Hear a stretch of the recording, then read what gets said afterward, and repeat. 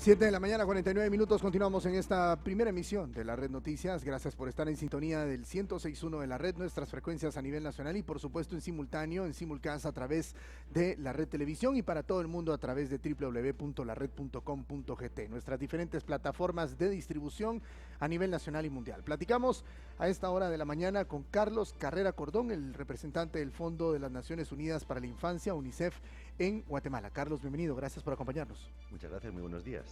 Bueno, Carlos, estamos en plena época electoral y parece que los candidatos, si una característica tienen, es el beso en la frente al niño es en la campaña y posterior nos olvidamos del tema. Ganan o participan en elecciones infantiles, reciben el favor del voto de los niños, pero la niñez no es un tema central de discusión en la política guatemalteca o en la sociedad guatemalteca. ¿Ustedes coinciden con esta apreciación que he dado de que todavía en Guatemala no hablamos lo suficiente del problema que enfrenta la niñez? Pues mire, nosotros lo que nos preocupa fundamentalmente es justamente la situación de la niñez y el hecho de que la sociedad quizás no está dándole toda la importancia, la prioridad que requiere la inversión y la protección de la niñez. Déjeme explicarle brevemente. Estamos en un proceso demográfico, una transición demográfica en Guatemala, en la cual la actual generación de niños y adolescentes es la más grande que nunca ha tenido el país y es la más grande que nunca va a tener, porque está cambiando la forma, digamos, de la pirámide de población. Y este proceso se llama el bono demográfico. Es una oportunidad para muchos países, ¿no? Es una oportunidad única. Realmente los países que han logrado un crecimiento acelerado, un gran salto de desarrollo, los países del este asiático, algunos países de la región de América Latina, han sido los que han conseguido invertir intensamente y de manera inteligente en la infancia durante este proceso de bono demográfico. ¿Y qué significa invertir de manera inteligente? Pues asegurar que los niños durante su primera infancia, los primeros 3-4 años de vida, tengan todas las condiciones que requieren para su pleno desarrollo, y esto supone, por supuesto, una nutrición adecuada, pero también afecto, estimulación y un entorno limpio y adecuado. Y es tan importante porque durante estos primeros 3 años de vida se desarrolla nada menos que el 80% de la capacidad cerebral del ser humano, de toda nuestra inteligencia, nuestra creatividad, nuestra emotividad, se desarrolla en estos primeros 3-4 años de vida. Significa que el resto de inversión que hagamos durante los siguientes 80 años solo va a afectar a ese 20% extra, ¿verdad? Entonces es importantísimo esos primeros 3 años, por supuesto asegurar que la educación no solo llegue a todos los niños, sino que sea de calidad, que los niños realmente aprendan y tenemos muchos retos en temas de logros de aprendizaje en el país.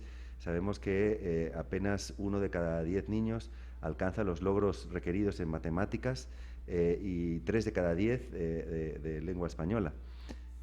Y luego, después de la primaria, hasta la época, la adolescencia, digamos, en la cual es importantísimo que demos oportunidades a los adolescentes y a las adolescentes, porque sabemos que están expuestos a muchísimos riesgos y además es lo que se considera una segunda ventana de oportunidad en el desarrollo cerebral también. Es una época en la cual el cerebro pasa por una segunda transición y entonces es muy plástico, es una época donde el ser humano puede aprender sobre todo unas habilidades que llamamos las funciones ejecutivas, que son básicamente las capacidades para ser adulto, para ser responsable, etc.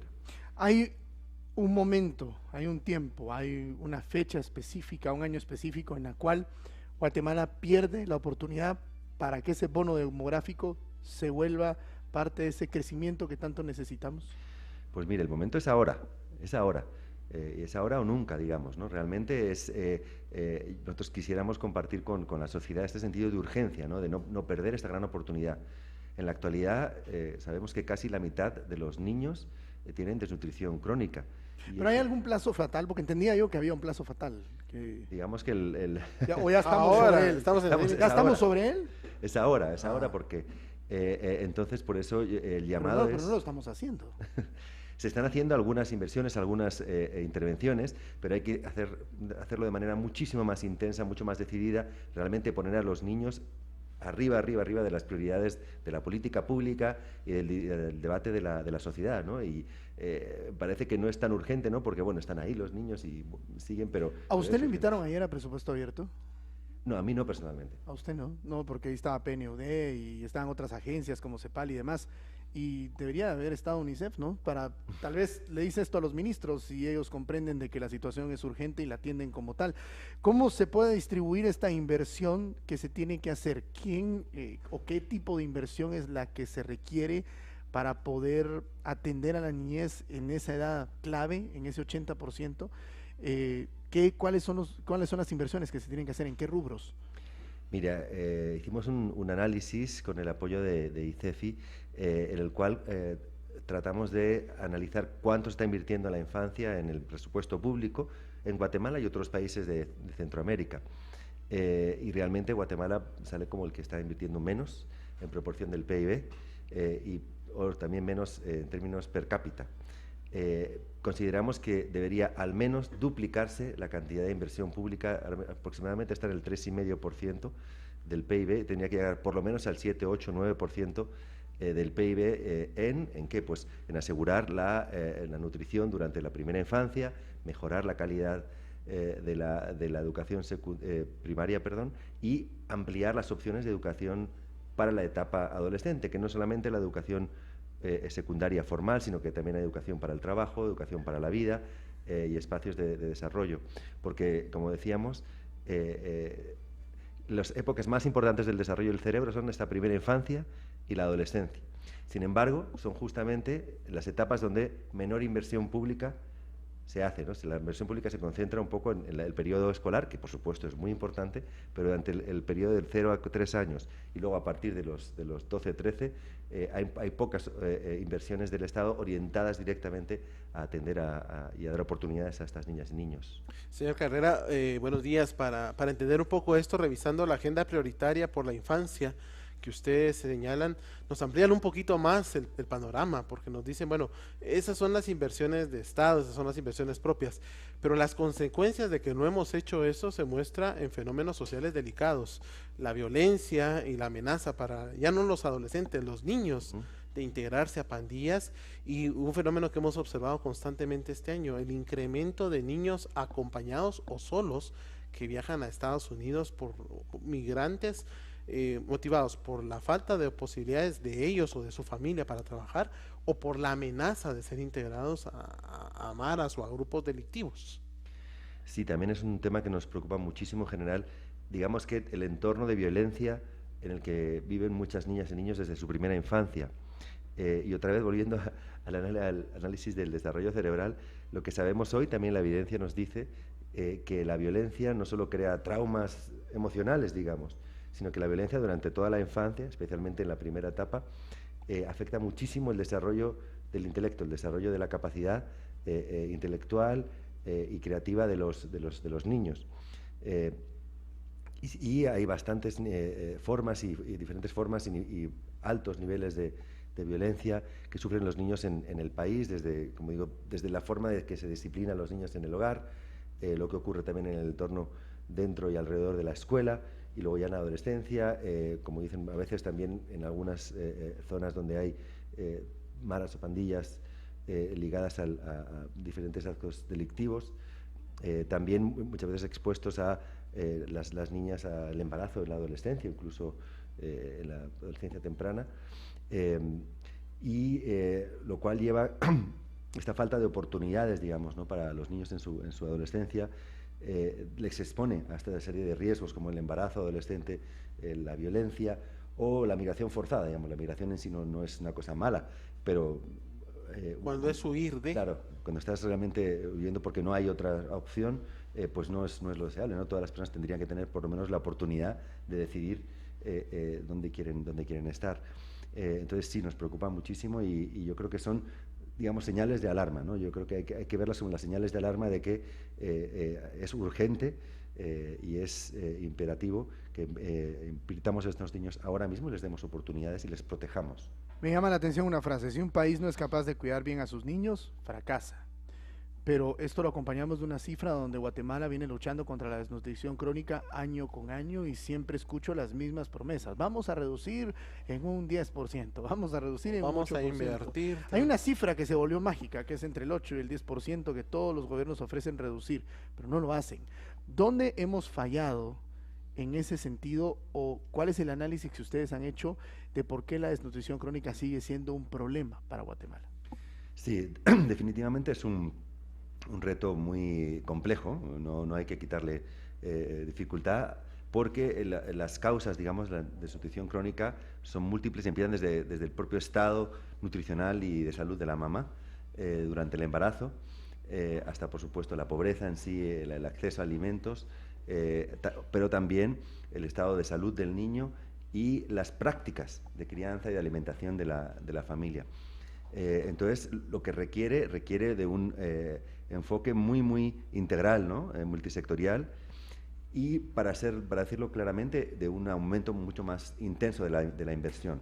Porque las políticas públicas que están formuladas, en principio, bueno, como todo en el mundo es mejorable, pero digamos que sí están enfocadas hacia los elementos más cruciales, pero el nivel de la intensidad, digamos, con la que se están implementando tiene que ser muchísimo mayor, tiene que haber mucha más inversión en protección social, ¿verdad?, en apoyar económicamente a estas familias, en darles también mayores conocimientos para que mejoren sus prácticas de crianza y acceso a alimentos especiales. Ahí digamos, los alimentos más críticos durante la primera infancia son la proteína animal, que es el factor que en su ausencia más determina el desarrollo de los niños en Guatemala. Entonces sería asegurar que tengan los niños acceso a proteína animal y también mejorar el ambiente, es decir, el agua, saneamiento, ¿no?, toda la limpieza, la higiene del ambiente, y por otro lado también asegurarse que no solo el ambiente físico, sino el ambiente emocional en el que se desarrollan los niños sea adecuado, es un ambiente de amor, no de estrés ni de violencia. Señora Carrera, se habla por parte de UNICEF de que la inversión pública en la infancia es del 3% del Producto Interno Bruto, que sería la mitad de lo que se invierte en Honduras y en Costa Rica, y que con ese 3% se trata de atender nutrición, salud y educación de los niños.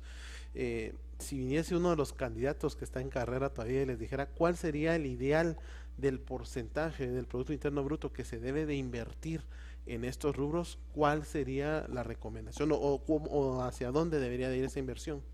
Sí, yo creo que, el ideal sería quizás 4 o 5 veces, pero de manera realista, digamos que debería plantearse un horizonte de al menos duplicar esta inversión en los 6%, próximos 4 a 6 años, ¿no? Lo cual entendemos que requiere, dado que la recaudación de impuestos en el país llega apenas al 10% del PIB, obviamente si 6-7% se dedica a inversión en la infancia, queda muy poco para el resto, por lo cual hay que ampliar la tarta también.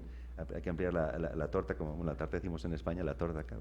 Hay que ampliar la cantidad de recursos que tiene el Estado para hacer inversiones en infancia y, por supuesto, en otras prioridades también de país.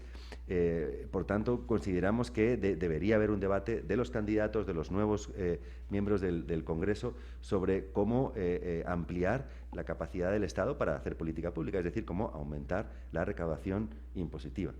Claro. ¿Cómo o qué es lo que se tiene que evaluar en una propuesta de un candidato a la presidencia en cuanto a temas de la niñez? ¿Qué puntos no se le pueden dejar de preguntar a uno de estos candidatos? A ver, denos el chivo porque seguramente los vamos a tener aquí, así que adelantémonos con eso. Bueno, yo diría, quizás, si queremos simplificarlo, 3 cosas, ¿verdad? A ver. Primero, la primera infancia, ¿no?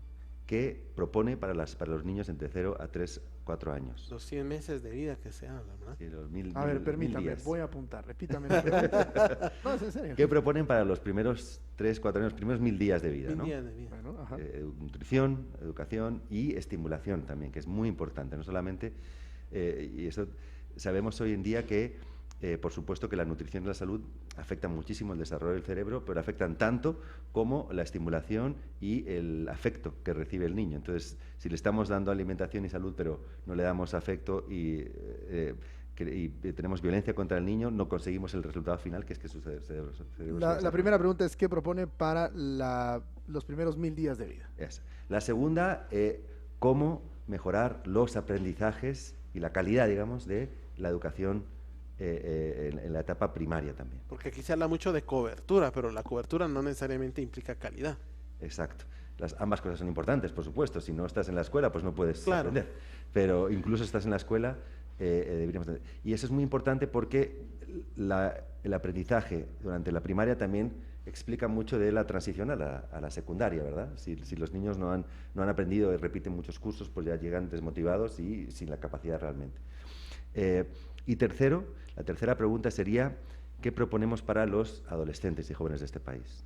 En términos de oportunidades y de protección frente a la violencia, ¿no? ¿Qué oportunidades de desarrollo como personas? Porque realmente, si uno piensa en una adolescente de una zona rural, indígena quizás, no hay un instituto de secundaria, de básica en su localidad, ¿qué opciones tiene de vida a partir de los 12 o 13 años? ¿Qué opciones de desarrollo, de crecimiento, de construir un proyecto de vida, ¿no? Entonces tenemos que darles a los adolescentes opciones que pueden ser educación formal, modalidades flexibles, educación para el trabajo, Formaciones técnicas. Formaciones técnicas, en general hay que darles variedad de oportunidades porque también ellos son diferentes, ¿no? Señor Carrera, ¿a qué atribuye usted que en Guatemala la niñez no es un punto neurálgico de la agenda política de nuestro país?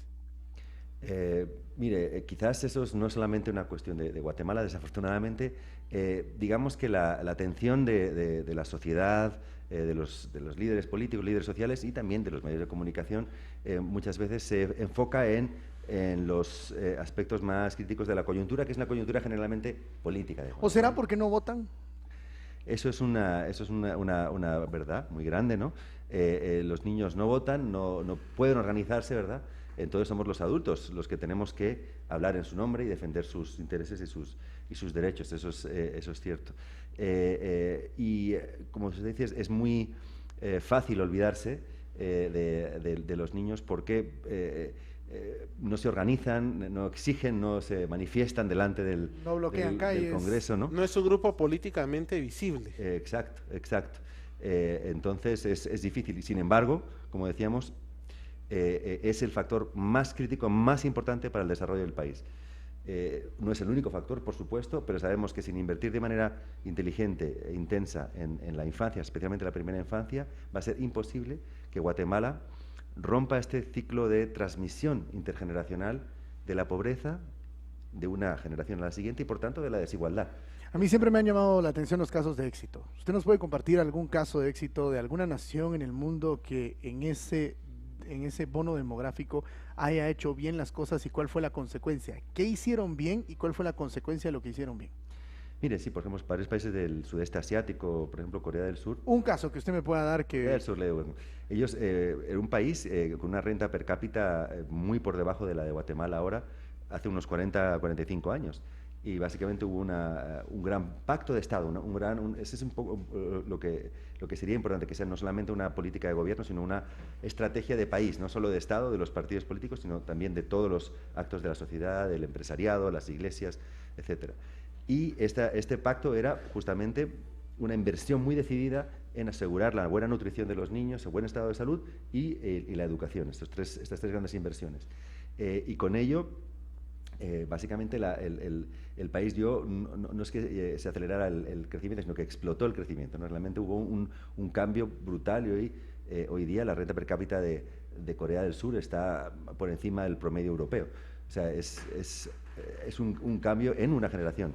Entonces, un poco la apuesta es justamente que si se hace de manera decidida e inteligente, podemos transformar Guatemala, los guatemaltecos más bien pueden transformar Guatemala en una sola generación. Ahora, el milagro coreano nace de un pacto. Nace de un gran acuerdo, obviamente de un liderazgo por parte de las autoridades, es evidente, eso es la primera condición. Credibilidad en ellas también, ¿verdad? ¿Perdón? Credibilidad en ellas, claro. Y en las acciones. Claro, exactamente. Es un poco las autoridades que tenían un compromiso, una claridad y fueron capaces de crear ese pacto en base a la confianza, en base a decir, ok, esto es un gran acuerdo de país y aunque este gobierno, va a haber un gobierno nuevo dentro de 4 años, otro dentro de 8, etcétera, hay cosas que no se negocian, con esto no se juega, ¿no? Podemos discutir otros temas laterales, pero con los niños no se juega, esto es una inversión de Estado, crítica, estratégica. Es una agenda de país, ¿no? Una agenda de país. Ahora, siempre he preguntado cuál de los ODS deberían de tener prioridad. Creo que con el ejemplo que usted me ha puesto, yo ya... Está clara la yo creo que para mí está claro, siempre lo he repetido, creo que es el 17, la Alianza para lograr los objetivos. Si no nos ponemos de acuerdo de qué país queremos y qué niñez estamos dispuestos a generar, a formar en nuestro país y a invertir en ella, lejos estamos de poder lograr cualquier otra cosa. Si no decidimos en algún momento, esto es lo que quiero, y trabajemos por ello, estamos todos en la misma olvidémonos. línea. Si no establece objetivos, usted no puede generar estrategias. Si no genera estrategias, no puede generar tácticas. Bueno, ahí va el orden, que todo el mundo lo entienda. Pero, ¿qué hace falta para que en Guatemala hagamos alianzas para lograr los objetivos? No solo los de ODS, sino en general, por ejemplo, objetivos para atender a la niñez como se debería de hacer. Sí, como usted bien decía, hace falta una gran alianza, un gran pacto, un movimiento de país. Nosotros, bueno, aprovecho para dar un pequeño comercial. Les invito a todos los individuos, a todas las personas que están escuchando, a entrar en la página www.partidoporlainfancia, o sea, por es una X, partido X la infancia.gt, que es una página en la que simplemente les animamos a simbólicamente comprometerse con este partido por la infancia, con esta prioridad a la infancia a nivel nacional. Pero aparte de este compromiso personal, digamos, simbólico, hace falta justamente una gran alianza de todos los sectores claves, ¿no? Está, por supuesto, el Estado, y dentro del Estado todo el sistema político, ¿no? Los diferentes partidos, el Poder Ejecutivo, el Poder Legislativo, pero también el sector privado, que tiene un rol central en todo esto, ¿no? Y la sociedad civil, por supuesto, la sociedad civil organizada, que también es crucial, es indispensable.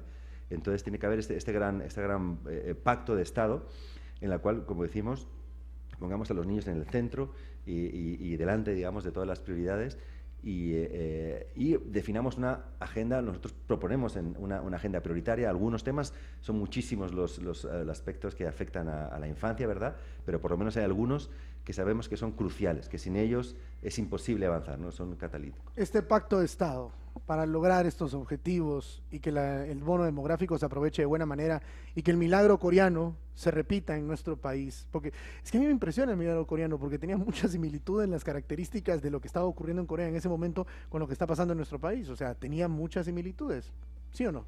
Sí, también era un país que políticamente estaba muy tensionado, ¿no? Habían tenido una guerra que en realidad todavía no ha acabado oficialmente, pero sí, justamente tenía mucha desigualdad, mucha pobreza, muchas tensiones políticas, pero bueno, hubo un poco después, a raíz de esta experiencia traumática de la guerra, pues hubo un poco ese reagrupamiento, es decir, no, ahora tenemos que cambiar de dirección y pensar diferente. El contexto me sirve para la pregunta que iba a hacer. El liderazgo para lograr el pacto, para llevar esto y sacar esto adelante, ¿se puede lograr fuera del gobierno? ¿Usted considera que sí puede venir desde otras instituciones, otras organizaciones o movimientos que formen parte del Estado guatemalteco? Yo creo que, por supuesto, el Estado es indispensable, pero sí que el liderazgo, la movilización, puede surgir, digamos, esa invitación, esa incluso presión, digamos, puede surgir de la propia sociedad civil o el sector privado, ¿no? Y nosotros, como UNICEF, sí tenemos contacto con diferentes actores de la sociedad en su conjunto, ¿no? Y estamos justamente tratando de motivarles a todos a ser parte de esta movilización, de este impulso, de esta repriorización nacional, ¿no? Yo creo que puede haber una movilización y un impulso fuerte desde la sociedad civil o el sector privado. Es cierto que sin el Estado es imposible avanzar. Sí, sin el gobierno. Sin el gobierno, sin el Estado en general, porque no solamente, digamos, es el gobierno, el ejecutivo, digamos, sino también el legislativo, en el Congreso. Claro. Todos los poderes del Estado involucrados, empresas privadas involucradas, gobiernos locales también, medios de comunicación involucrados, todos tenemos que estar en esto, ¿no? Los formativos. Hay datos en Partido por la Infancia delicados, ¿verdad? 50% de nuestros niños sufren de desnutrición crónica, 2.5 millones de niños están afuera de la escuela, 2 niños mueren cada día por violencia, 17 niños desaparecen cada día, 300 migran por necesidad o por amenazas. Cada semana son abandonados 6 bebés y la inversión que hacemos por cada uno de nuestros niños en este momento ronda los 5 quetzales diarios. Sí, digamos, son cifras, presentan un gran reto, ¿no? Pero también queremos plantearlo como una gran oportunidad, pero sí es cierto que es un gran reto y es una situación que debería indignarnos más como sociedad. O sea, quizás uno, a base de escuchar la misma cifra o el mismo argumento, se impermeabiliza, ¿verdad? Se vuelve... Sensibiliza y entiende la magnitud del problema. ¿Qué le tenemos que pedir a los candidatos, aparte de hacerles las preguntas que ya hemos definido? Podríamos definir una prioridad, porque yo sé que en 4 años no sé si dé tiempo a hacer todo lo que se quiere, debería de dar tiempo, esa es la realidad, pero ¿hay alguna prioridad, hay algún punto donde se puede empezar a conocer si un candidato realmente está dispuesto a comprometerse con una agenda a favor de la niñez? Sí, digamos, dentro de estas preguntas, sí, quizás la más crítica y clave es cuánto y en qué quieren invertir para la primera infancia, ¿no? ¿Cuánto se comprometen a invertir y de qué forma, ¿no? En asegurar que cuando lleguen a los 3-4 años el niño tenga su pleno desarrollo. Es decir, en desnutrición, luchar contra la desnutrición y asegurar el buen estado de estimulación y de protección frente a la violencia de estos niños pequeños. ¿Cómo identificar algo que sea falso y algo que sea verdadero? O sea, ¿cuál es un porcentaje real de una reducción de desnutrición crónica? ¿O cómo se puede hacer la relación, lo que invierto es lo que reduzco? ¿Hay forma de identificar eso? Miren, es como cualquier función de matemáticas, ¿verdad? El resultado tiene que ver con los insumos. O sea, uno puede poner tu resultado esperado a cualquier nivel, pero depende de lo que hagas, ¿no? Otros países de la región, por ejemplo, Perú, logró en un periodo de unos 10-15 años reducir drásticamente la desnutrición crónica. En el caso de Centroamérica, en los años 60 aproximadamente, 60-70, el nivel de desnutrición de Salvador y Guatemala era similar, alrededor del 65%.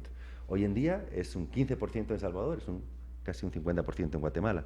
O sea, no hay ninguna condición estructural de Guatemala que impida que se puedan bajar 2 o 3 puntos porcentuales de desnutrición crónica cada año, pero eso requiere una inversión decidida. O sea, la cuestión no es la promesa, sino de resultados, sino las acciones. ¿Qué es lo que van a hacer? ¿Cuánto van a invertir en protección social, en nutrición, en salud y en estimulación de estos ¿Hay niños? una medición que diga reducir cada punto porcentual tiene un costo de X? Ese cálculo no lo hemos hecho todavía, pero lo que sí les decimos es que requiere un aumento sustancial de la inversión. Pero sí se puede hacer ese cálculo. Se podría hacer, sí. Sí. Bueno, vamos a tener que hacer el ejercicio. Lo hacemos de la mano algún día con UNICEF. Bueno, Carlos, para finalizar, ¿ustedes como UNICEF en algún momento van a tener la oportunidad de conversar estos temas o lo saben o han hablado con los equipos de trabajo? No sé, esta segunda vuelta va a ser clave precisamente la discusión que ambos candidatos que buscan la presidencia puedan tener con organizaciones como las de ustedes. ¿Ustedes pretenden tener reuniones con los candidatos y darles a conocer esta temática? Sí. Hemos estado ya en contacto con los principales equipos y los candidatos mismos, ¿no? Primero escuchando lo que ellos han pensado, ¿no? Lo que están proponiendo y también compartiendo nuestras inquietudes y nuestras propuestas y entrando en un diálogo, ¿no? Porque finalmente es eso, ¿no? Es un poco comprender los puntos de vista y planteamientos de los diferentes grupos políticos y que ellos también comprendan o que entiendan un poco lo que le proponemos. Durante este periodo también de la segunda fase de la campaña electoral tenemos previsto seguir este diálogo, esta conversación, e incluso estamos tratando de organizar algún evento público en el cual podamos pedir a los candidatos pues que expliquen a la sociedad qué es lo que plantean para su primera infancia. Doctor Juan Francisco Romero, pregunta de cierre. ¿Qué tan factible o qué tan necesario es el papel del Congreso también? Se empieza a hablar del presupuesto 2020 y es necesario ya visualizar este tipo de políticas. ¿Hay algún acercamiento, algún interés de ellos para con ustedes o viceversa? El Congreso es absolutamente indispensable. Por un lado, por supuesto, por la cuestión de los impuestos, de la recaudación impositiva, de la distribución del gasto, de la priorización del gasto, pero también hay otras leyes. Por ejemplo, hay una ley que lleva ya 2 años en el Congreso en discusión, la Ley de Protección, el Sistema de Protección Integral de la Niñez y de la Adolescencia, y que por diferentes razones se quedó en segunda lectura y no ha pasado a tercera lectura. hasta aquí ya hacemos un llamado al Congreso actual, que antes de que acabe este periodo le den la prioridad a la discusión de esta ley, porque sí que puede mejorar mucho la situación, especialmente de los niños en mayor vulnerabilidad por haber sido víctimas de violencia. Pero sí hemos venido teniendo contactos con diferentes comisiones dentro del Congreso, con los grupos electorales, con el presidente actual del Congreso. Todavía, obviamente, no hemos tenido contacto con el nuevo Congreso electo, pero sí tenemos intención, cuando se acabe el recuento y la asignación, de ir discutiendo con los diferentes grupos políticos para, igual, ¿no?, entrar en este diálogo, explicarles esta importancia, ¿no?, y esperamos que ellos se unan a este movimiento y sean también campeones, se comprometan y pongan de su parte lo que está en su mano. Y que no solo se queden palabras y compromisos, sino que lo ejecuten y lo cumplan, ¿no? Estamos contra el tiempo por el tema del bono demográfico.